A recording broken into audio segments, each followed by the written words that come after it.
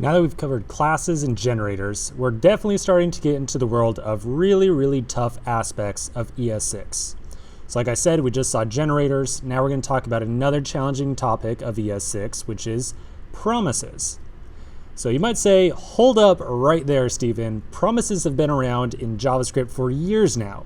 Well, yes, promises have been around in JavaScript for years, but ES6 brings along with it a native implementation of promises. So if you're familiar with jQuery, Axios, Bluebird, or anything similar, you've been using implementations of promises that were written inside of third-party libraries, each of which had their own tiny little quirks. This time, however, promises will be 100% standard across browsers and libraries because we are using a native implementation. Now, if you aren't familiar with promises, don't sweat it. We're going to talk about promises from the absolute beginning. So, what is a promise? Well, before I answer that, I want to make something just extraordinarily clear about JavaScript. Okay, something just extraordinarily clear. In JavaScript, there is absolutely no idea of pausing execution of code. There's no such thing as saying like sleep 1000 milliseconds. When you execute some amount of JavaScript, your code is going to execute line by line with no pauses, no breaks whatsoever. There are ways to defer the execution of code with stuff like set timeout or set interval, but there's no statement like sleep 1000 to just pause on a single line of code for 1000 seconds, or excuse me, 1000 milliseconds. Anyways, let's check out this diagram.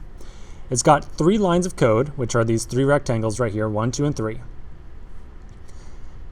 The first one, const URL at the top, is just assigning a string to a variable. So we can probably imagine that this line of code executes pretty quickly, like 1 millisecond or who knows, microsecond, whatever it might be, doesn't matter. Now the next line is an AJAX request. This is an AJAX request, which is actually an HTTP network request. Any operation that goes out across the internet at any amount of time will take a non-zero amount of time to execute.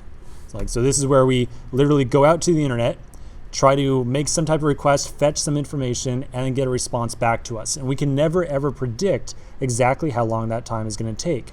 So it's definitely going to take longer than 1 millisecond or microsecond or whatever it might be. We might say that, let's just say it's going to take something like 3 seconds, right? But I really don't know. I'm just arbitrarily saying maybe it takes 3 seconds.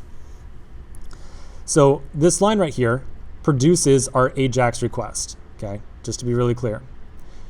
At the very bottom, we would get a console log of something like undefined back from the request as it stands right now, right? Because we don't know what data is going to come back from this make request. It's going to take some amount of time to go out to the internet and get some data back, and there's no pausing between this make request line and console log.data.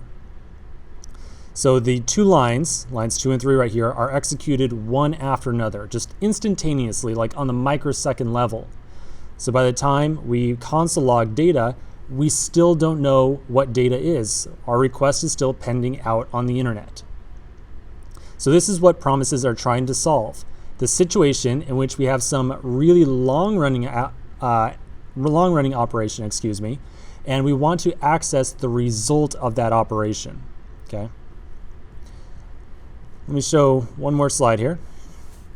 This is what is really happening, what I really expect to have happen, especially when we start to work into or get into the realm of promises, So we first do our assignment to a URL that takes like, inconsequentially small amount of time.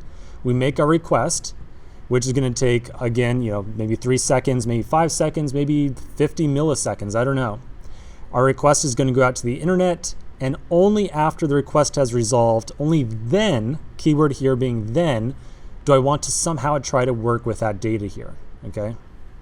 So again, the main goal here is that JavaScript executes our code line by line with no pauses, but sometimes we want to wait for a long-running process, like a network request right here, to complete before we get access to a piece of data.